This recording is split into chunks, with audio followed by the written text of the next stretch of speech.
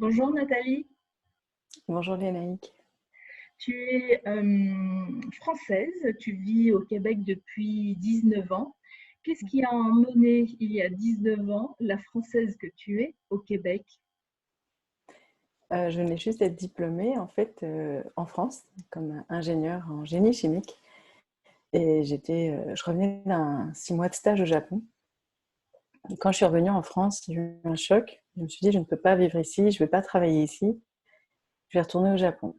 Ça a commencé par le Japon et finalement euh, mon projet au Japon, je voulais donner des cours de français pour dire que l'ingénierie c'était secondaire, ouais, c'était plus l'enseignement. Euh, donc c'est ça, c'est tombé à l'eau mon projet et puis j'étais vraiment triste, donc je m'étais résignée un peu à rester en France, mais je cherchais des projets, peut-être partir au Chili, enfin je ne savais plus trop. Mais un de mes rêves que j'avais oublié, c'était le Québec. J'étais allée 2 fois, une fois l'hiver et une fois l'été, et je me rappelle l'hiver, j'étais assise sur un banc en face d'un lac gelé recouvert de neige, c'était blanc, tous les arbres étaient recouverts de neige, il y avait un silence incroyable et j'étais là. J'étais pas dans la spiritualité. Faut se remémorer que j'avais une vingtaine d'années, là, 19-20 ans. Et je fais waouh, c'est le paradis sur terre. Mais j'ai dit ça, quoi. Et c'était tellement. Le silence était tellement enveloppant. Il n'y avait plus rien. Il y avait juste le silence parce que la neige étouffe tous les bruits. Puis en plus, on est en pleine nature sauvage, dans des grands espaces, avec un lac géant devant toi. C'était extraordinaire. Et là, j'ai fait waouh. Donc, je suis revenue l'été et pareil, quand j'étais en ville, j'aimais moins.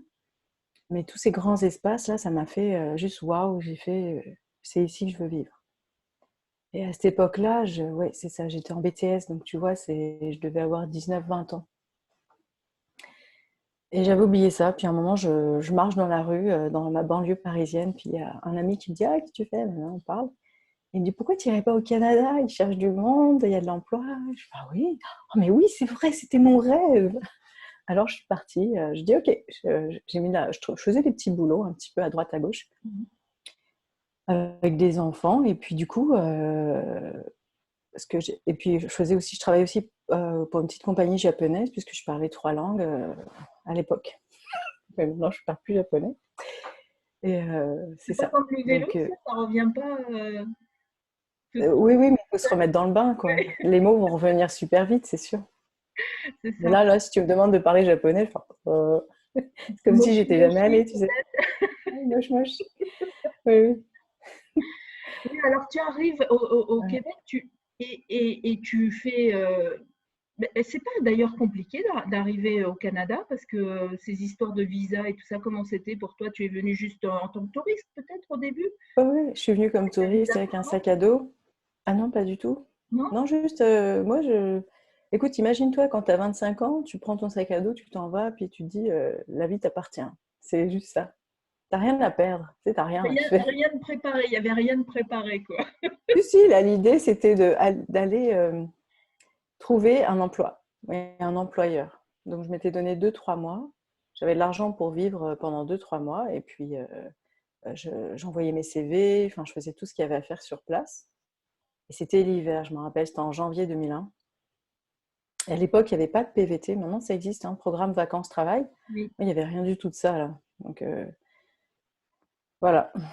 Et finalement, bah, je suis repartie en France. J'ai rien trouvé, mais j'ai aimé mon expérience. Et je suis retournée l'été. Et là, comme par hasard, ils ont sorti le PVT. Je suis une des premières à avoir appliqué sur le PVT.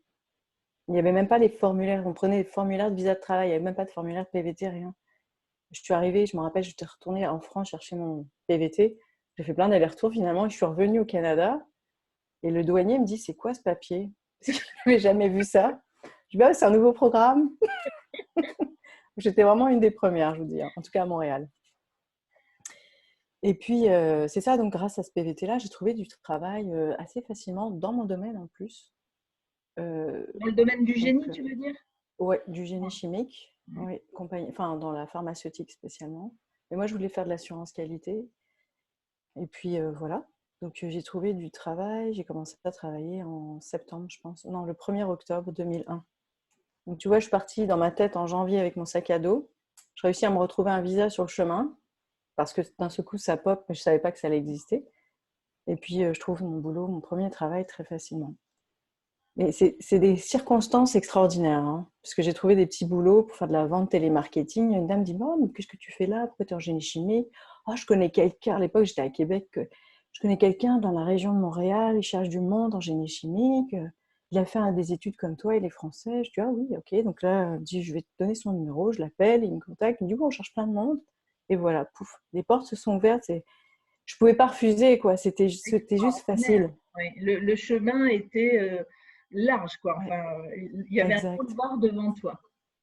Ouais, donc c'était ma place, hein. Enfin, Après, je vous passe les difficultés de galères sur place, de pas d'argent, mais plein de galères, mais c'est pas, tu sais, quand t'es jeune, tu t'en fous, hein, tu dors par terre, mais c'est pas grave. Je mangeais des carottes et des patates, puis ça allait. J'avais vraiment plus d'argent, c'était vraiment la fin du monde. Il fallait vraiment que je trouve un boulot parce que télémarketing, là, c'était catastrophique. Je vendais rien, donc j'avais pas d'argent. Et en plus, c'est pas très rigolo, c'est vrai, comme métier. Je sais pas comment on est Oh, accueilli. c'est On horrible. était accueillis il y a 20 ans, mais aujourd'hui, je vois, quand moi-même, je reçois un appel, la plupart du temps, je leur dis non merci, quoi. Mais Mais certains c'est ne doivent sûr. même pas leur dire non merci, ils doivent leur raccrocher au Ah nez. ouais, c'est horrible. On a une pensée pour eux, on leur envoie plein d'amour, hein, à ceux qui font. Oui, plein d'amour. Maintenant, c'est interdit au Québec, donc il y a plusieurs de jobs là. Mm. Ça Et sert à alors, rien. tu restes dans ce travail combien de temps? Je suis restée 1 an et demi dans ce travail-là. J'ai changé à peu près tout. Après, tous les ans, je changeais d'entreprise. J'ai essayé plusieurs types d'entreprises en pharmaceutique, donc pendant 8 ans. Mhm. Et en même temps que je faisais ça, ce qui s'est passé, c'est que je réalisais qu'au Québec, le système de santé, c'est pas le même qu'en France. Donc, quand tu as mal quelque part, tu t'en vas au sans rendez-vous dans une petite clinique médicale et tu attends 3 heures, 4 heures. Ensuite, donc j'avais une sorte de laryngite, je sais pas, un truc bénin, tu sais. Puis le médecin il me voit, il me fait, oh, bah, prenez du Doliprane, rentrez chez vous. 3 secondes. 3 heures d'attente pour avoir ça. Oh, j'étais en colère. Donc du coup, ben, j'ai dit, bon, bah, si c'est comme ça, je vais apprendre à me soigner par moi-même. Donc en même temps donc j'ai commencé à acheter des livres de naturopathie. Après, je me suis dit, bah, je vais me faire diplômer, tant qu'à le faire. Tant qu'à apprendre, je vais apprendre avec un diplôme. Et là, j'ai commencé mes cours de naturopathie. C'est ça qui m'a emmenée à ça. Et je commençais à être écœurée d'être une employée. J'avais besoin de liberté, j'avais des idées, et il y a plein de barrières, hein, à la créativité, en tout cas, en entreprise. Mais j'étais bien, hein, je ne veux pas me plaindre, hein. Et voilà, donc j'étudie en même temps, et en même temps, je me dis, bah, je prépare pour mes 40 ans, parce que j'observais les gens de 40 ans, ils changeaient tous de carrière. Je dis, oh, c'est bizarre, il y a quelque chose à 40 ans qui se passe. La crise de la quarantaine, c'est ça? Ouais, c'est ça. Mais tu sais, moi, j'avais comme 20 et quelques, là. J'avais presque 30, là, je pense, quand j'y ai pensé. Ouais, de 29 ans, 30 ans, je sais plus. Là, je me dis, oh, je vais me préparer. Donc, voilà. Donc, de fil en aiguille, la naturopathie m'a emmené à la programmation neurolinguistique. Et là, j'ai fait, waouh, ça fait comme le Québec. Tu sais, oh, c'est le paradis sur Terre. Je dis, oh, mais ça, c'est ma passion. Ça va, je suis assez intense, hein. Voilà. Donc, je suis rentrée dans la Donc, une PNL nouvelle à fond. formation, cette fois en PNL. Oui, c'était en relation d'aide. En naturopathie, on est obligé de prendre des cours de relation d'aide, puisque Mm. c'est des gens qui ont des problèmes de santé qui viennent te voir, donc il faut quand même savoir connaître la relation d'aide. Et c'était de la programmation neurolinguistique. Mais là, vu que je suis tombée dedans, bah là, j'ai dit, oh, la naturopathie, c'est sympa, mais je mets ça de côté. Et là, j'ai vraiment foncé à fond dans la PNL. Et voilà. Euh, et aussi, j'ai encore plus foncé dedans parce que j'ai fait un burn-out. Et grâce au même moment, hein, que je découvre la PNL, dans mon cours de relation d'aide, je fais un burn-out. C'est le prof qui me ramasse à la petite cuillère, le prof de PNL, et il utilise quelques techniques sur moi, et ça a un effet fou dans mon cerveau. Je rentre chez moi, en tout cas, je suis restée quand même, je ne pouvais pas retourner au travail, mon cerveau, il ne marchait plus vraiment, mais j'ai vraiment progressé beaucoup grâce à ça. Et en fait, ça a été ma découverte. Mm. Le Donc, burn-out, physiquement, c'était quoi? C'était tu pouvais plus rien faire, plus penser, plus travailler, ouais, ça se ouais, traduisait comme ça? ça se traduisait. J'avais tellement de responsabilités au travail. On était dans un moment très difficile, avec peu d'employés. Je devais former plein de monde. On avait des délais très, très courts pour tout faire, avec énormément de problématiques à résoudre et beaucoup d'enquêtes. Et j'étais la seule experte à ce moment-là dans la compagnie pour tout faire. Et là, je me suis dit, bon, bah, et puis je formais des consultants, mais c'était tout allait vers moi. Et je me rappelle, je suis au boulot, j'avais à peu près 10 enquêtes ouvertes, mais une enquête là en pharmaceutique, ça prend beaucoup de temps à résoudre, hein, je vous le dis. Là. Là, je vois le téléphone qui sonne, je fais, oh, c'est l'assurance qualité. Je me dis, non. Et je me suis dit, oh, il y a encore une enquête qui arrive. Et j'ai juste ça, là, ça fait. Je me suis effondrée, je tremblais, je suis partie aux toilettes pour faire des exercices de respiration. Je me calmais pas, je tenais plus debout, je pouvais plus penser. Physiquement, physiologiquement, je pense qu'on est. T'as plus de force, tu veux juste t'allonger et t'es en train de mourir là. T'as l'impression que t'es en train de mourir. Et ce soir-là, j'avais un cours de relation d'aide et c'est le prof qui m'a aidée. Et après, je travaillais de la maison pour être moins dans le stress. Et je regardais et je comprenais plus rien. Je regardais mon écran. Je savais plus comment ça fonctionnait un ordinateur. Je regardais les tableaux. Je comprenais rien du tout. C'est ça, tu comprends rien. Ton cerveau, il peut plus fonctionner. Et je regardais, puis je me mettais à pleurer. Et je regardais mon écran comme un zombie là. À ce moment-là, tu as eu une sensation de peur quand tu as quelque chose comme ça que tu ne comprends pas. C'est quoi? Ben, Tu es en non, colère? non, c'est de la tristesse, de la dépression. Mm. Et en même temps, je me dis, comment je vais faire pour m'en sortir? Parce que je me suis dit, si j'ai dépassé une certaine limite au niveau du système nerveux ou du cerveau, comment je vais faire pour retrouver mes capacités? Moi, je réalisais que j'avais plus de capacité intellectuelle, cognitive. Enfin, j'en avais, mais j'avais pas les mêmes en tout cas. Et là, du coup, j'ai fait de l'hypnose, j'ai travaillé avec des arbres, avec la respiration. Chaque jour, j'allais dehors. Et puis, j'ai vraiment pas pu travailler finalement, même de la maison. Donc, j'ai repris le travail. Avec tout ce que je faisais, je pense que ça m'a pris 1 à 2 mois avant de pouvoir retourner au travail. Et et encore, c'est rapide, hein. J'ai une grande capacité de Oui, guérir, ça va. parce que certains qui font des burn-out, ça dure 6 mois, voire plus longtemps. Plus, ouais. Parfois. Oui, c'était surprenant de voir que je pouvais revenir. Par contre, j'avais plus de responsabilité. J'étais redescendue j'avais dit, je veux plus rien savoir. Moi, j'exécute des tâches de telle heure à telle heure et après, je rentre chez moi. Parce que là, je travaillais vraiment jour, nuit, on faisait des tests la nuit, j'en pouvais plus le week-end. Tu peux plus, là. Il y a un moment, ton corps, il craque, quoi. Donc ça a été une belle expérience. Et donc, j'ai connu l'hypnose grâce à ça. J'ai connu la PNL, la respiration. Si tu avais vécu cet épisode de burn-out en France, tu aurais eu les mêmes outils. Je sais pas, parce que je connais rien en France, hein. Mais il y a beaucoup de thérapeutes en France quand même. Au Canada, ils sont quand même beaucoup plus avancés, je ne sais pas si c'est le mot, mais dans tout ce qui est technique alternative, thérapie alternative, guérison, un chemin différent parce qu'il y a 20 ans, moi je me rappelle déjà quand j'ai commencé à m'intéresser, ne serait-ce qu'à la pensée positive, on ne parle même pas d'énergie ou quoi que ce soit. C'était en 2008. Et à l'époque, mon entourage m'a dit mais attention, mais t'es tombé dans une secte, ça va pas. Oui. Ah ouais. Donc il y a 20 ans, je me dis, bon moi non plus, hein, je connaissais pas la France il y a 20 ans. Je me dis peut-être que c'était une chance pour toi d'être au Canada quand c'est arrivé. En tout cas, j'étais bien entourée. J'avais un super réseau, parce que vu que j'étais dans une école de naturo, j'avais un grand réseau de médecine alternative pour m'aider, Mais à ce de moment-là, tu personnes ne viens pas du tout à l'idée d'en faire ton métier. Tu n'y es pas encore là, pas du tout. Non, mais j'avais envie déjà de me préparer pour mes 40 ans. Oui, mais c'est genre pour la Donc retraite, quoi. ouais, la retraite à 40 ans ou changement de carrière ou je sais pas. Enfin, je voyais bien que j'allais bifurquer parce que j'en avais marre de. En fait, on était gouverné par des actionnaires. les gens avec qui je travaillais, ils étaient géniaux. J'adorais mes collègues. Mais il y avait des directives qui partaient de très haut. Et on était obligé de respecter. Et puis des fois, je disais, mais c'est tellement stupide. Genre, ça m'énervait, quoi. Mais les gens étaient super. Enfin, tu sais, on vous dit, les pharma, nanana, mais en tout cas, moi, j'ai passé ma carrière professionnelle là-dedans.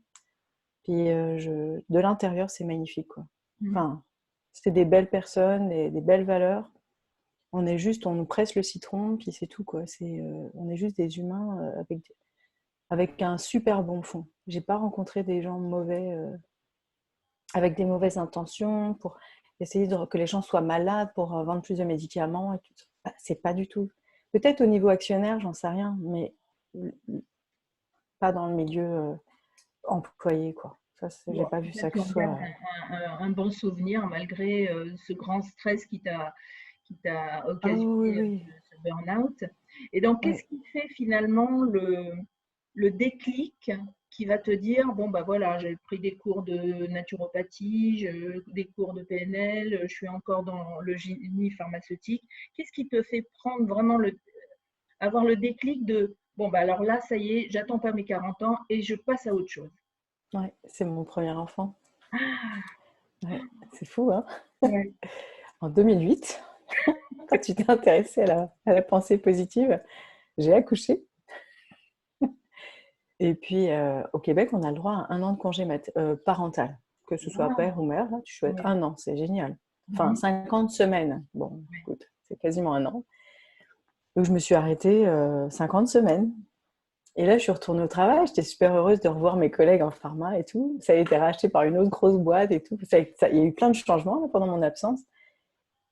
Et là, j'ai fait waouh! Je venais de réaliser, en sortant du système et en revenant dedans, j'ai dit mon Dieu, mais c'est une cage dorée. C'est sûr qu'on a plein d'avantages, qu'on a des bons collègues, mais vraiment plein de beaux avantages. Là, la pharma, c'est le top. Là. Et puis, mais vraiment, il y en avait vraiment beaucoup.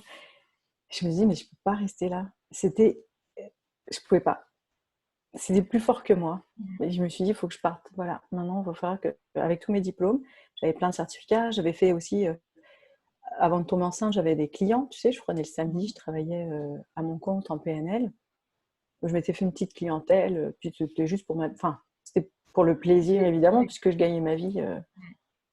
Voilà. Donc là, je reviens et je peux plus. Je peux plus gérer, être mère, être ingénieur, être en même temps faire de la PNL. Là, c'était trop pour moi. Ouais. Donc j'ai fait, ok, Il y avait j'arrête. quelque chose qui était plus en accord là, ouais, Donc là, tu démissionnes du génie pharmaceutique et tu Oui, te donnes à plein temps euh, ouais. dans la PNL. Tu Oui, restes dans le uniquement dans la coaching. PNL au départ, le coaching. Ah oui, Ouais. dans ma tête, c'était le coaching. Je suis enceinte de mon deuxième enfant en même temps que je pars. Et puis, ouais. Et c'est là où tout se chamboule dans ma vie. Tu vois que le burn-out à côté, c'est rien.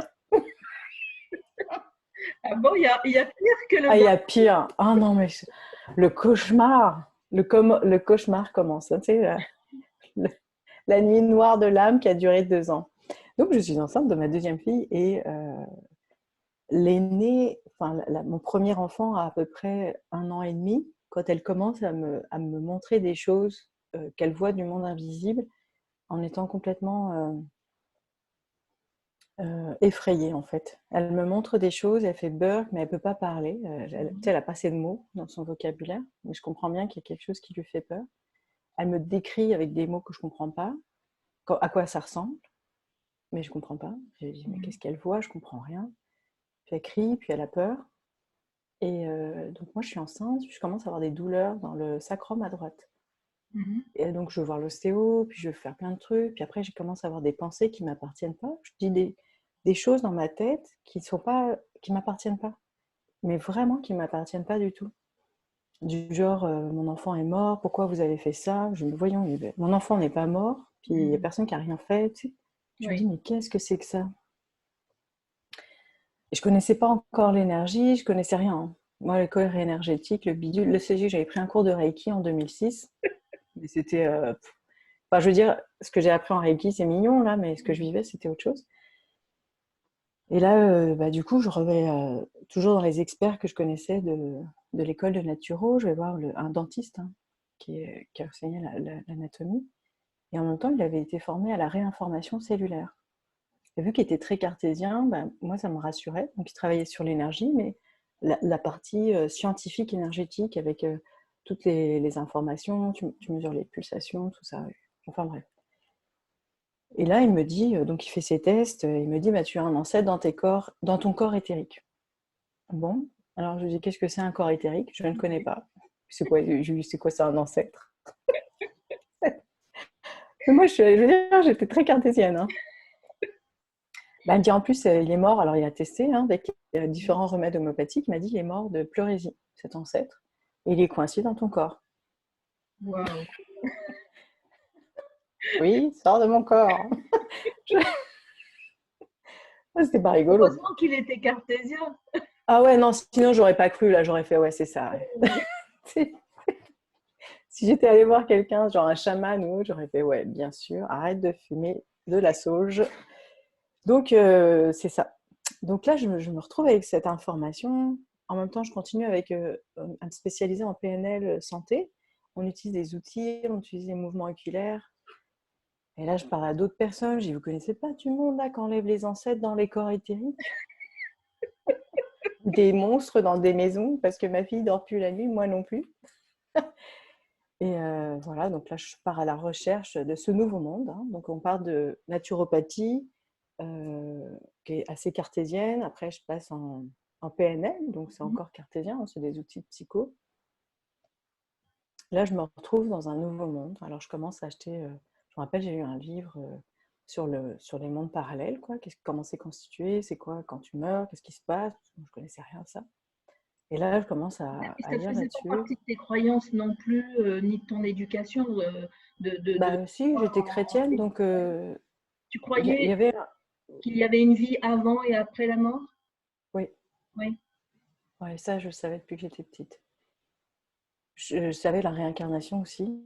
Je m'en rappelle, ma mère me dit, qu'est-ce que tu racontes? Je dis, bah si, ça existe.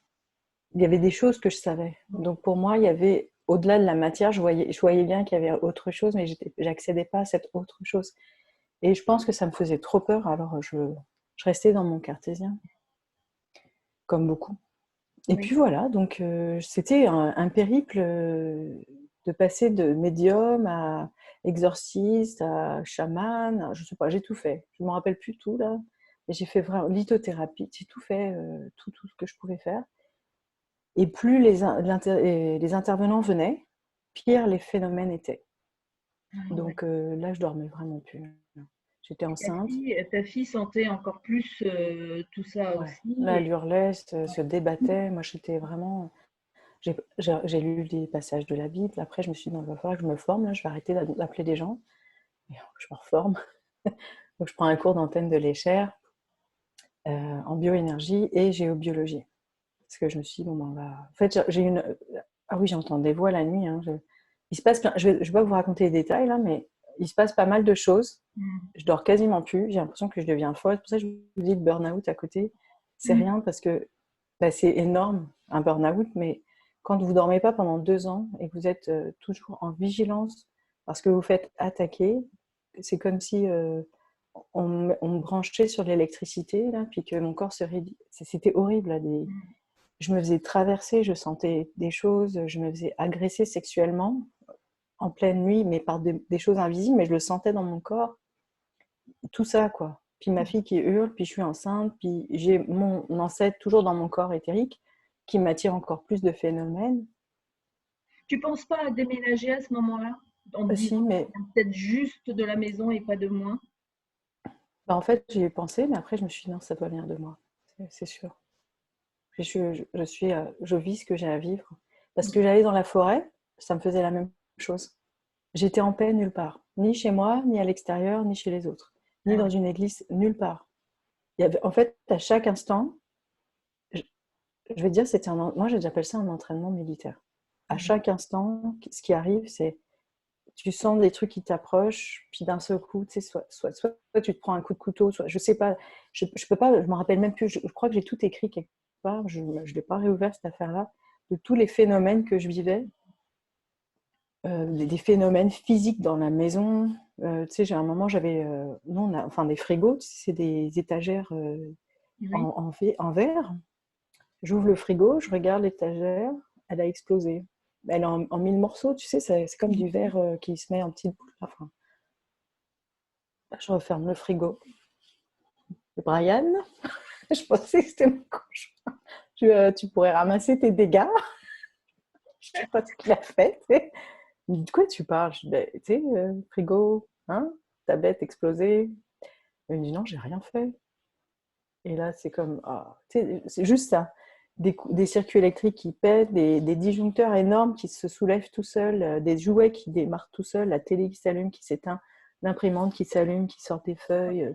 C'est comme des trucs de films d'horreur, quoi, presque. Ouais, j'ai pas eu de sang sur les murs. Ouais. Ça va. Ouf. Je Et alors, rigole, mais j'étais désespérée. Hein. euh, on va dire, une ressource ou une personne ressource peut-être qui était à côté de toi, qui t'aidait à vivre ça. Parce qu'en famille, ta fille vivait des choses difficiles, tu ne pouvais pas l'aider. Ton mari, peut-être qu'il ne ressentait pas du tout ça, donc devait se sentir impuissant aussi. Où est-ce que tu as trouvé une ressource, une aide en toi ou c'était quelqu'un à l'extérieur? Ben, j'avais du monde à l'extérieur. Plein de monde. J'allais voir l'homéopathe, l'ostéopathe, des guérisseurs ou peu importe, mais j'avais toujours quelqu'un pour me guider. Chaque personne m'apportait une petite solution, mais mon problème ne se résolvait pas. Je savais que c'était en moi, mais je ne comprenais pas où je devais aller. Si tu veux, il n'y avait personne qui a réussi à me guider vraiment, genre va en toi. Sauf alors, à un moment, je m'en rappelle, on m'avait référé à un monsieur et il m'a dit oui, je vais travailler à distance. Et c'était dans les débuts. Et je lui ai dit ok, merci, au revoir. Parce que travailler à distance, dans ma tête, ça n'avait pas de sens. Oui. Oui, évidemment. Et ce monsieur, je retombe sur son nom un an après. Mais après un an de galère, je me suis dit, bon, je vais peut-être l'écouter. Oui. Et c'était vraiment la clé Un qui peu, me on va manquait. dire, le dernier choix, quoi. Tu avais essayé plein de choses et puis tu es revenu vers lui parce que de toute façon, tu n'avais plus rien à perdre à ce moment-là. Non, puis là, je commençais à croire qu'on pouvait travailler à distance. Là, j'étais enfin ouverte à des choses nouvelles quand même. Et c'est là où ce monsieur m'a parlé d'ancrage, d'enracinement. Il a débloqué des choses au niveau de mon chakra racine. Puis il m'a dit, tu t'ancres et tu t'enracines tous les jours. Donc c'est l'exercice avec les racines. Tu pars des racines de tes pieds, tu t'en vas dans la terre, tu vas aller chercher l'énergie de la terre, et tu vas aller chercher l'énergie du ciel. Et de là, de ce canal, tu demandes à tes guides de venir t'auto-guérir. Donc je faisais ça plusieurs fois par jour. Parce qu'à chaque attaque, dès que ça arrivait, je faisais hop, terre, ciel, pouf, hop, ça rayonne, et là j'attendais. Et du coup, ça éloignait les trucs qui essayaient de s'approcher. Je fais waouh, ça marche. Dès que je disais oh, waouh, ça marche, pouf, je perdais mon canal. Donc en fait, c'était un entraînement. Waouh, ça me met la chair de poule quand tu racontes C'est ça. vrai. Ben oui. Ben, en fait, 10 à 20 fois par jour, je faisais cet exercice. Et finalement, il faut que tu apprennes à arrêter de penser, à être juste dans l'amour. Tu n'aimes pas les entités, c'est pas ça. C'est être dans l'amour, c'est te mettre dans un état d'amour et de paix et rester là. Et de là, alors quand ils attaquaient ma fille, là c'est beaucoup plus difficile parce que elle se met à hurler. En attendant, j'ai réussi à accoucher. La deuxième fille est vivante, enfin, tout se passe bien. La grand-mère est toujours là, mais bon, on va y arriver. C'était l'ancêtre, la grand-mère. Euh, et là, ma fille hurlait. Là, par contre, le problème, c'est en tant que parent, je ne sais pas pour un homme, mais en tant qu'une maman en tout cas, quand ton enfant se met à pleurer parce qu'il est attaqué, ça déstabilise émotionnellement. C'est D'autant très que très toi, dur. tu savais exactement ce qu'elle vivait, puisque tu l'avais vécu dans Oui, ta oui, chair aussi, dans ton corps. ah, c'est clair. Mm.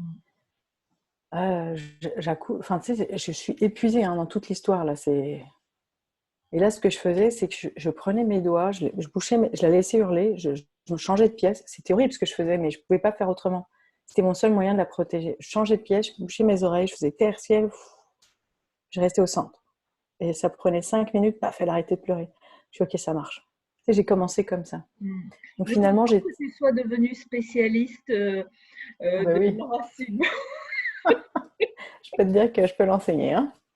Voilà. Donc ça, c'était le chemin. Donc tu vois, Voilà, c'était ton chemin un peu difficile quand même, hein, comme chemin, mais oui. waouh! Et Et c'était long. En fait, ouais. c'était long. Ouais. En Je fait, pense que avec c'est le recul, 2 ans de formation, on peut se dire, c'est pas grand-chose. Mais 2 ans à c'est vivre des horrible. choses comme ça, ouais, Non. ça devait être très, très difficile. T'as aucun moyen de te ressortir. Mais il y a des gens qui vivent des choses similaires ou même avec des problèmes de santé, c'est horrible. Quand tu es dans la souffrance permanente, jour et nuit, et qu'il n'y a rien qui marche, il faut que tu retrouves ta foi, il faut que tu retrouves ton pouvoir personnel. Oui. Et c'est ça que j'enseigne, en fait, l'enracinement, c'est pas juste des racines dans la terre, c'est vraiment aller faire, c'est l'ancrage de ta lumière dans la matière. Comment tu peux faire rayonner ce que tu es? Comment tu peux savoir quelle puissance tu es? Même quand ton corps va mal, tu es quand même encore dans la puissance. Mm. Et c'est vraiment ça que j'enseigne et que je transmets. Donc, c'est pas les racines dans la terre pour moi, l'ancrage. Oui, C'est une souvent, technique quand qui on aide. parle d'ancrage, on imagine tout de suite les racines qui vont dans la terre, mais il faut être ancré des deux côtés, quoi. Oui, puis il y En a haut un. comme en bas. Oui, et c'est. Tu vois, l'ancrage, pour moi, c'est la densité de lumière dans la matière. Il n'y a pas de terre-ciel, mais oui, c'est. Alors, la terre serait ton corps physique et le ciel serait ta partie divine, ta lumière. Mhm. Donc, ce serait ça ta connexion.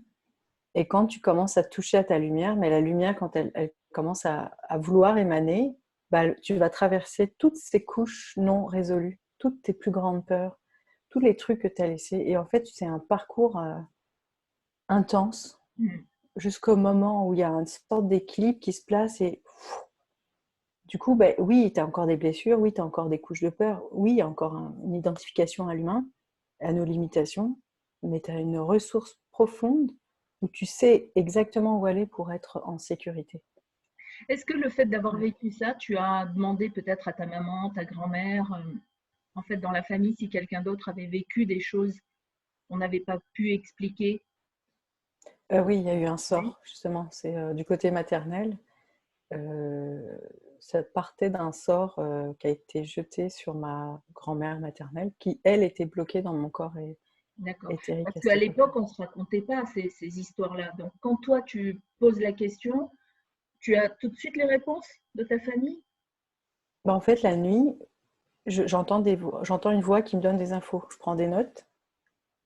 C'est comme si on me dictait quelque chose, comme si ma tête me dictait quelque chose. C'est pas une voix externe. Et là, je dis, oh, waouh, un morceau de tissu, ok, tu sais, je fais, ouais, ok. Puis c'était au début de la période de mon 2 ans, là. Et vu que j'étais encore très cartésienne, tu comprends que je me disais, yeah, je suis vraiment folle. Mais là, je demande à ma mère, je fais, au fait, ça te dit quelque chose, ça, ce morceau de tissu enterré quelque part proche de Tunis, un morceau de tissu blanc, en forme carrée, sur lequel il y aurait un sort, il faudrait le déterrer et enlever le sort. Elle me dit, oui, mais comment tu le sais? Ben oui. Hein. Wow. Donc là, je me dis, waouh, je suis pas folle. Ouf. Et là, tu dis pas à ta mère, mais maman, pourquoi tu m'en as jamais parlé? Non? Ça aurait servi à rien, parce que de toute façon, j'aurais dit, ouais, c'est des conneries, vos trucs. Oh, vos sorts, là, ça marche pas, c'est n'importe quoi, ça n'existe pas. Donc, même moi qui croyais pas à ça, tu vois, j'étais quand même dans la généalogie. Finalement, le sort se répartissait sur pas juste la grand-mère, mais sur toutes les femmes euh, et le deuxième enfant de chacune des femmes mourait. Ah oui. Ah oui, moi, ma C'est sœur, pour ça que tu entendais j'ai... à un moment ces voix qui te disaient que ta fille était décédée. Voilà, il y avait, Ça, c'était. c'était la grand-mère qui, elle, a eu un enfant décédé. Ouais. Bah, elle en a eu deux, même, je pense, tu sais, mais ça se faisait... Enfin, à l'époque, Mm. c'était monnaie courante, là, c'est pas juste ma grand-mère, là, je pense qu'il y a... C'est pas la même hygiène, il y a pas... Le service de santé, c'était différent, quoi. Mm. Et puis, ils étaient en Tunisie à l'époque, donc voilà, quoi, tu te débrouilles. Mm. Donc, tu vis tout ça et finalement, au bout de 2 ans, tu te libères. Est-ce que ça se libère un peu comme un tu sais, un bouchon qu'il y a dans une canalisation et ça fait. Non, ça Non. fait pas comme ça. Bah, imagine, tu as un bouchon dans une canalisation et tu commences à le percer. Ouais. Là, là, tu commences à trouver ton pouvoir. Donc, je sais comment faire quand il y a des attaques. Mais les attaques ne s'arrêtent pas. Mm. Sauf que avant, je subissais l'attaque. Là, j'avais mon armure de chevalière. J'étais équipée. J'avais mon antenne, j'avais ma Bible. Tadam. Ok. Alors, toutes les nuits, je me préparais. Et je savais, là, je me couchais, puis je savais qu'à 2 heures du matin, on allait commencer la guerre. C'était comme normal. Là, Et tu te réveilles, tu fais OK. comment a vécu ton compagnon pendant ce temps? Ah, bah lui, il était resté zen. Hein, il attendait, il observait, il dormait. Merveilleux. Enfin, heureusement, enfin, il aurait pu prendre peur et puis Non, partir. c'est l'être le plus stoïque que j'ai jamais vu sur la planète. Le plus calme, le plus silencieux, le plus. C'est comme une montagne, cet homme-là. Ouais. C'est déroutant pour une occidentale où, tu sais, j'ai un petit côté latin, là. C'était pas. Je me dis, bah, tu pourrais peut-être réagir. Ben oui. Euh, ok. Non. Donc, ça m'énervait, hein, évidemment, mais il a été Mm. parfait. Mm. Merveilleuse tout ça. Eh bien, dis donc, quelle aventure. Aujourd'hui, tes filles vont comment? Ah, super bien, elles ont 9 et 11 ans. Ouh. Mm. Le bouchon est parti pour de vrai. Ouf. Tu n'as Disons que plus besoin quand de ça a sortir commencé, tes armures aujourd'hui? bah là, j'ai plus besoin d'armure. Là. Enfin, je ne suis pas en train de me protéger ni de me battre. Je vis, c'est tout. Mm. Il n'y a pas de oh, faut que je fasse des petites cérémonies. Non, c'est fini tout ça. Là. Mais ça met du temps parce qu'après, tu es comme. Tu sais, quand tu as vécu des moments, des trucs traumatiques, bah, tu as des réflexes. Donc, avant que je me calme, là, Oui. à partir de 2016, tu vois, ça a commencé en 2010.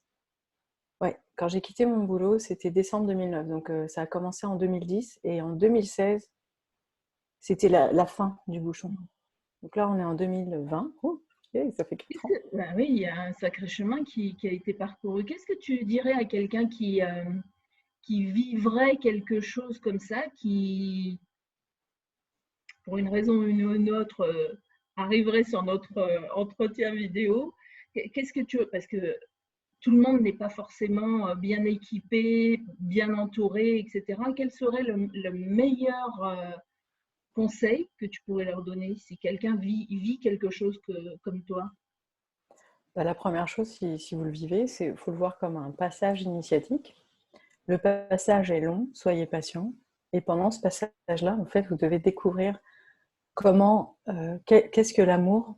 Je ne parle pas d'amour, l'attachement, je parle d'un amour divin. Euh, ouais. Et vraiment de beaucoup de pardon. Donc, c'est travailler la peur et l'amour. Eh oui, parce que là, c'est la peur qui vient en premier quand tu vis des choses Oui, si difficiles, hein. oui. Donc, c'est comment retrouver sa puissance. Mais il y a beaucoup de choses qui m'ont aidée. Donc, il y a donc l'enracinement. C'était un des outils les plus puissants. Là, j'ai monté une formation. Tu avais fait la formation il y a longtemps, mais je l'ai comme étoffée un peu plus maintenant. J'ai rajouté des choses. Et dans cette formation, ben, on passe au travers de chaque étape.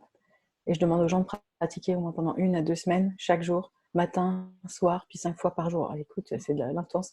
Je ne leur fais pas aussi intense que j'ai vécu, mais la transformation vient parce qu'on répète des exercices. Oui, C'est pas parce qu'on prend un cours qu'on accède à ça. Si je veux devenir acupunctrice, je vais prendre mon cours d'acupuncteur. Il va falloir que je pratique et pratique et pratique avant d'être une bonne acupunctrice. absolument. Bah, C'est c'est comme la tout, même hein. chose. Ouais, Dans toute la vie, c'est comme ça, hein. Quand on démarre un nouveau métier, c'est pareil, on et apprend, oui, puis à force de le faire, ça devient quelque chose de plus naturel. Mm. exactement. Donc, ce que je veux dire aux gens, c'est beaucoup de répétitions. Disons que la pleine conscience, la première chose à arrêter, c'est d'arrêter le mental, arrêter la peur. Ça, c'est vraiment une première chose à faire. Là, j'utilisais la PNL à cette époque. Je faisais, ok, rappelle-toi d'un moment spécifique où tu t'es senti aimé. Donc, on visualise un moment où on s'est senti aimé avec quelqu'un. Mais il ne faut pas être triste d'être dans la nostalgie, là. Il faut vraiment sentir l'état d'amour. Mm. Et là, juste ça, on se reconnecte à cet état d'amour. Hop, hop, hop, ça revient. Ok, je reviens là. À chaque fois que je vais mal, je me reconnecte à un état d'amour. Mm. C'est pas pour fuir, c'est pour réapprendre à mon cerveau où est la bonne place. La bonne place, donc finalement, cette fameuse lumière, elle est dans le chakra du cœur. L'essence que vous êtes, elle est dans le chakra du cœur. Et à partir de là, si vous vous reconnectez à cette lumière-là, à un moment, à force d'être dans le monde extérieur, donc la peur, de trouver, essayer de s'accrocher à n'importe quoi parce que j'ai peur, des petits boui-boui, des machins, des pierres, des huiles essentielles, de la sauge, peu importe, tu sais. Ça, moi, j'appelle ça les boui-boui, là. J'en ai zéro. Ben, j'en ai plein parce que j'ai plein de plantes, mais c'est pas pour m'accrocher, c'est juste au moment où j'en ai besoin. Mm. Mais je l'utilise, mais avec conscience, Oui. Tu te pas dans raccroches la pas à quelque peur. chose d'extérieur pour trouver ta paix intérieure. Mais tu parles de se raccrocher un petit peu, enfin de revenir dans cet amour qu'on appelle l'amour inconditionnel aussi, hein. Est-ce que quelqu'un qui n'a pas vécu d'amour, ça ne veut pas dire qu'il n'en a pas vécu, mais qui n'a jamais senti l'amour, est-ce qu'il peut utiliser une autre émotion, par exemple la joie, enfin quelque chose comme ça, ou c'est vraiment l'émotion ultime, c'est vraiment l'amour. Non, on peut utiliser une émotion qui est bonne. Hmm. Et ça, c'est une étape. Un souvenir heureux qui nous tout de suite nous fait avoir le Oui. sourire, par exemple. Mais il y a des gens qui peuvent pas non plus même ça. Ah, Ouais. dur alors, parce que Ah oui, là, c'est vraiment dur. hmm, Euh,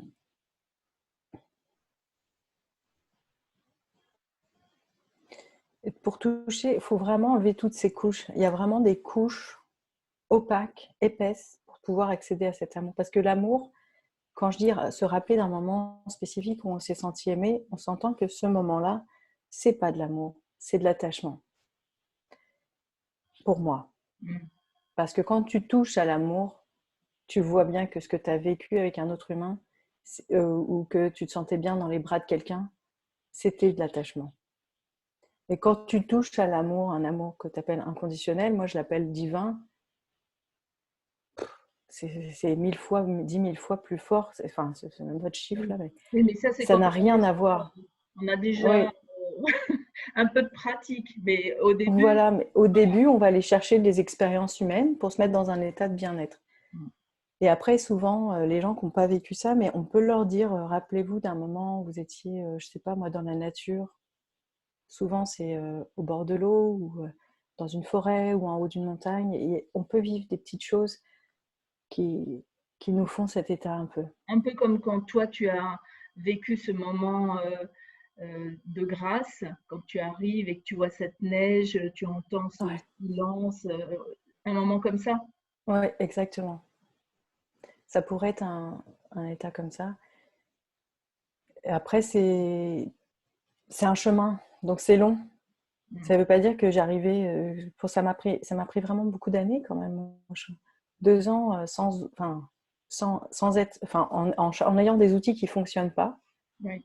pour enfin retrouver cette force, ce début de puissance, parce que c'est une puissance ridicule. Là, on s'entend que même aujourd'hui, ma puissance mentale et intellectuelle, elle est vraiment ridicule. Mais c'est vraiment aller dans le refuge intérieur. Ce refuge, c'est la clé de l'amour profond. Si on n'arrive pas à visualiser, parce qu'il y a des gens comme ça qui disent ah, moi j'arrive pas à visualiser, ce qui n'est pas vrai, mais c'est une croyance. Est-ce qu'une prière peut aider? Oui.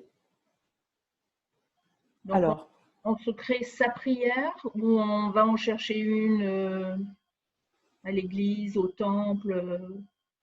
en fonction de ce qu'on veut. Hmm, Parce que si on a été élevé avec des prières, qu'on a répétées dans son enfance et qu'on les répète, c'est comme rassurant. Et c'est très puissant, les prières qui existaient. Euh, c'est vraiment puissant. Là. Si vous êtes par exemple musulman, les prières, parce que j'ai utilisé ces prières-là, c'est très puissant, alors que j'ai même pas, je ne suis pas musulmane à la base. Mais un musulman m'a enseigné, et en pratiquant, j'ai fait ah ouais quand même, hein, c'est pas rien ça. Donc, mais après, quand on maîtrise la langue et puis qu'on a été bercé dans ces sons-là, Mhm. C'est très puissant, encore plus, enfin, je trouve. Donc, si Donc, vous avez de une toute éducation façon, oui, religieuse, allez-y avec ça. voilà. Si vous êtes fâché avec l'éducation religieuse ou que vous n'en avez pas eu, allez avec des prières qui vous parlent ou celles que vous écrivez. Mais il ne faut pas rester dans le mental. Ce qui est bien, c'est comme les mantras. On les répète et c'est la vibration du son Mhm. qui crée une énergie particulière. C'est comme un chant. Puis quand on chante, ben, c'est marrant, mais on se recentre. C'est juste beau parce qu'on ne peut pas penser. On est dans le chant, le souffle, la vibration. Il y a quelque chose qui vient nous auto-guérir. Donc pour moi, la prière, c'est ça. La prière en boucle, là, c'est la meilleure, Bon, quelle qu'elle voilà, soit. on a déjà donné quelques outils. Pour quelqu'un qui a envie de te connaître davantage, qui a envie de savoir ce que tu fais, euh, tu as des vidéos gratuites, des outils Ah gratuits que tu oui. offres aux gens. Est-ce que tu as envie de dire quelque chose? De toute façon, je mettrai tous les liens sous cette vidéo pour te joindre.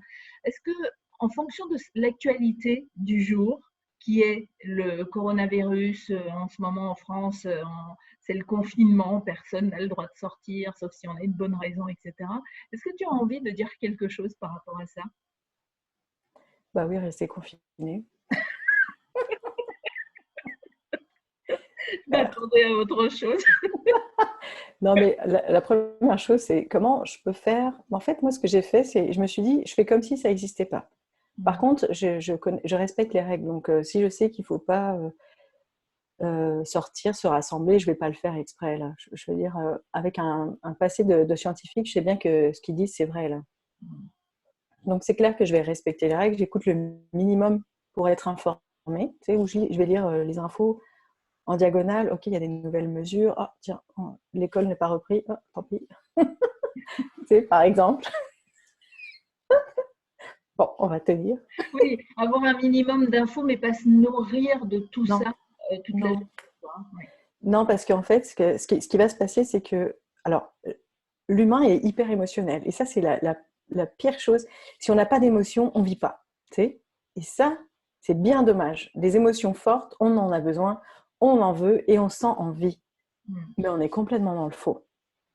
Pour moi, c'est aberrant, ridicule. Ça me fâche un peu, là, mais tiens, l'émotion monte. Tu sais, ce qui marche bien dans les films et les livres, là, c'est quand euh, il se passe tout va bien, d'un seul coup, il y a un problème. Oh, et puis là, il faut résoudre le truc. Puis d'un seul coup, waouh, mais il y a un nouvel truc qui arrive. Tu vois, donc la vie, elle est comme ça. Et si on n'a pas ça, c'est ouh. Ben, on va me dire, ben, ça sert à quoi de vivre? En fait, les gens sont addicts aux émotions. Et plus tu regardes des choses qui te font peur, et que tu remontes en paix, et tu as envie de regarder des choses qui te font peur, puis tu reviens en paix, en fait, il ne faut surtout pas rentrer dans le cycle. Hein. Mm. Par contre, alors la plupart des humains, ils désirent l'éveil, ils désirent plein de choses, mais quand tu arrives à un stade où c'est comme ça, finalement, tu te dis, bah, c'était peut-être mieux avant.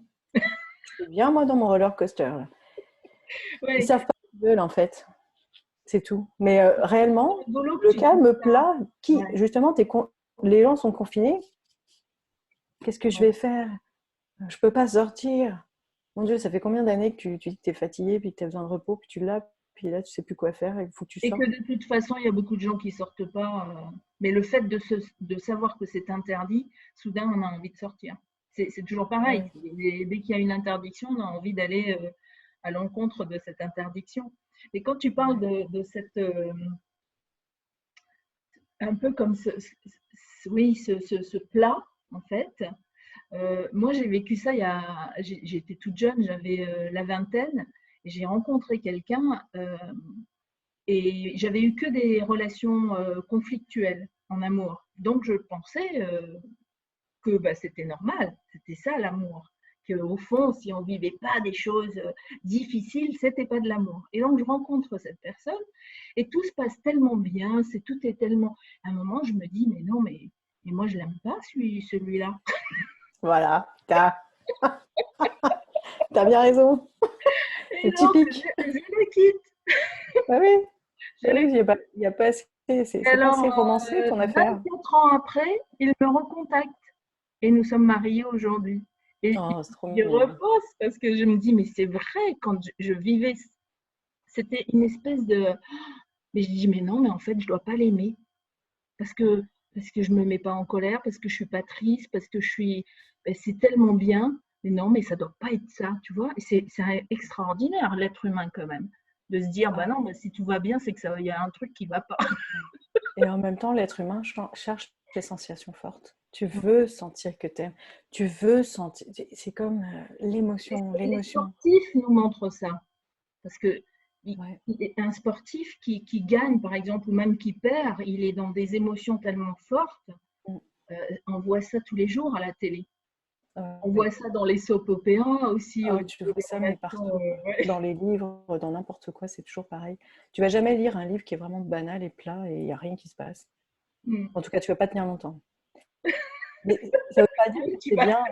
tu vas te dire, oh, non, non, c'est nul, allez hop. Mais Allez, j'ai pas assez d'émotions quand je lis.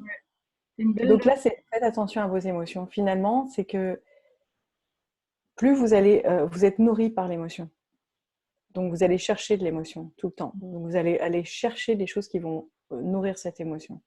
Donc là, l'idée, c'est de ne pas nourrir. Et puis il y a un truc inconscient qui vous pousse à aller, parce que c'est intéressant de savoir ce qui se passe. Il y a une sorte de curiosité. Il y a tout. Donc là, c'est comme coupez-vous un petit peu des infos en ligne. Mm. Juste sachez le minimum.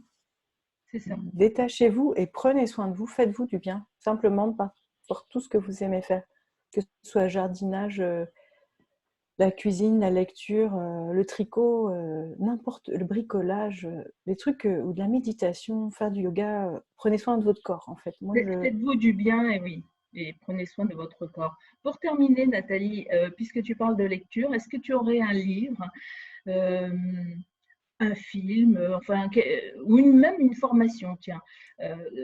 Bien sûr, je mettrai celle que tu proposes, mais de quelqu'un que tu connais et qui t'a fait du bien et que tu te dis, tiens, ouais, j'aimerais bien parler de ça. Est-ce que tu aurais une idée de lecture ou de formation sympathique? ça s'appelle l'éveil de l'esprit lumineux. Je Et le note en c'est, même temps, hein. ouais, L'éveil de l'esprit lumineux. ouais, je pense que ça s'appelle comme ça en français, parce que c'est en anglais. Attends, je vais te le dire exactement. Et c'est de De qui? Tenzin, Tenzin? ouais, Tenzin. Oui. Je vais vérifier que c'est bien ce titre-là. Tenzin Wangyal, W-A-N-G-Y-A-L. G-Y-A-L. D'accord. Est-ce que c'est ça? Ouais. Ça, c'est ouais, c'est celui-là. L'éveil de l'esprit lumineux. Donc, c'est vraiment que le livre de référence que je pourrais conseiller pour moi. La personne, donc là, il y a eu la première personne qui m'avait parlé des racines. Ça, c'était une personne clé. Et ensuite, qui ne pratique plus, hein. Et ensuite, l'autre personne qui est rentrée dans mon monde, c'est cet homme-là, Tenzin Wangyal Rinpoche, un enseignant tibétain, Mhm. et que je suis. J'ai fait toutes ses formations, j'ai tous ses livres. Je suis une fan mordue raide, parce que c'est les clés de l'éveil. Il donne des clés, des pistes. C'est pas accessible à tout le monde. La Mhm. lecture est facile, mais la réalisation est difficile. Et comme tu le disais tout à l'heure, il faut pratiquer. Plus on pratique, Ouais, et plus ça devient facile en fait. exactement. Donc Comme, c'est moi, la plupart c'est ces pratiques à lui qui m'ont amené des états d'éveil, des états où tu touches cet amour. Cet amour qui est, où tu fais un avec tout ce qui est, où il y a une espèce de, il y a une paix profonde, il n'y a plus d'identification au personnage ou au problème ou au passé. Tu n'as plus de nom spécialement. Tu t'appelles quand même Nathalie, mais tu portes pas l'histoire de ta famille ni de ton passé. Tu es dans un rayonnement, tu es dans la joie, ça circule, tout est naturel, simple et fluide. Avec une paix profonde, quoi. Et c'est vraiment ces outils-là que j'utilise tout le temps, plus le Qigong, et puis la médecine chinoise là, que j'utilise pour mon bien-être. Ouais, ça, c'est vraiment, pour moi, c'est la plus belle ressource que j'ai apprise, enfin, les techniques qui m'enseignent. Je te Ouais. laisse les 30 dernières secondes libres, ou même la Ah, dernière minute ou les dernières minutes. Dis ce que tu as envie de dire. bon, ben, Je te pose même plus de questions. oui, c'est pas évident. Le silence. Voilà. Ouais. Ben, le silence est la meilleure des choses. Et il est beaucoup plus nourrissant que l'émotion. Voilà. Mm. Un peu comme cette émotion qu'il faut veiller à garder dans la douceur, on peut dire ça. Non, mais pas.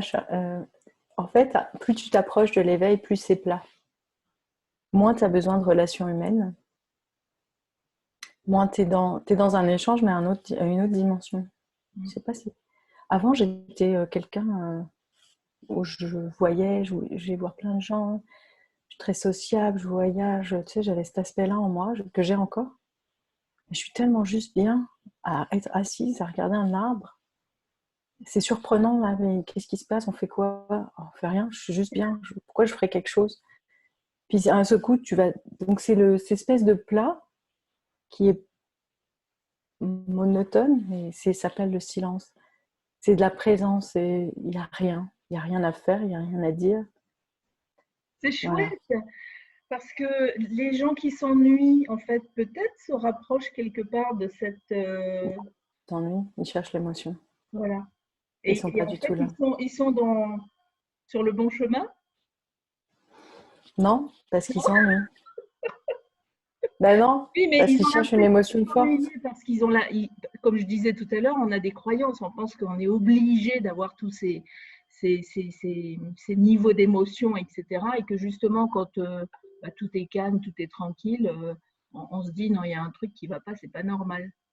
C'est pas normal. Donc peut-être que quelque part, il faut revenir à cette normalité qui est si tu n'as rien à faire, si tout va bien, etc., tout est bien, non? Ben oui, ce serait bien. Mais c'est dur. Enfin, je veux dire, moi, ça m'a pris des années d'expérience. Comment dire? En fait, c'est simple, mais c'est une habitude qu'on a de vouloir d'être nourri par l'émotion. Donc là, le seul mot de fin que je pourrais te dire, c'est goûter le silence. Goûter juste quand il n'y a rien. C'est juste beau. Merci. Merci Nathalie. On À fera toi. une autre interview dans un an et puis après on fera le La différence. voir si on est bien arrivé à goûter ce silence. Mais en tout cas, je te remercie mille fois d'avoir pris ce temps avec moi. Euh, Est-ce que tu as une actualité là dans les prochains jours, même si Oui, effectivement on est en confinement? Est-ce que d'ailleurs au Québec vous êtes en confinement? oui, Ouais, vous êtes aussi. aussi. D'accord. En même temps que vous, là, c'est arrivé en même temps. Ok. Donc là, tout ce Euh, qui était prévu est annulé. Si tu avais des ateliers ou des stages, tout est annulé. je pense que ça va être annulé puisque c'était au mois de mai-juin. Je sais Ouais, pas, c'est trop loin là pour pouvoir ouais, savoir. ouais. Puis je vais faire un webinaire.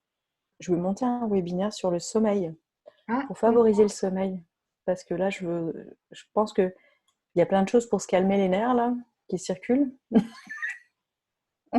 il aura lieu quand Je ce me dis, il faut que webinaire? les gens dorment. Non, mais tu sais, le sommeil est impacté là. Excuse-moi, mais déjà le sommeil en général est impacté. Je me suis dit, ah, si je faisais un petit truc sur le sommeil pour favoriser le sommeil. Donc, je pensais faire des petits outils, tu vois, un petit webinaire avec des petits outils, comment s'organiser pour mieux dormir. Et C'est un puis ensuite webinaire faire en une direct que méditation. tu proposes? Oui, ça va être Oui, avec Zoom en direct. d'accord. Tu as déjà la date? Je pense que ça va être le 9 avril. 9 avril, d'accord. J'attends juste les dates de l'autre côté parce que j'ai une autre activité avec Conversation Papillon.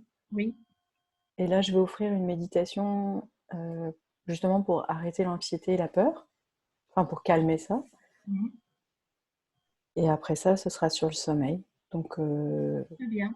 Ben, je après, donnerai je de ne sais toute façon pas ce le que je lien vais de faire. Conversation Papillon et puis je donnerai le lien de ton site aussi avec l'actualité qui sera remise à jour en fonction des mesures de confinement qu'il y a en ce moment. Merci mille fois, Nathalie. Merci à toi. À bientôt.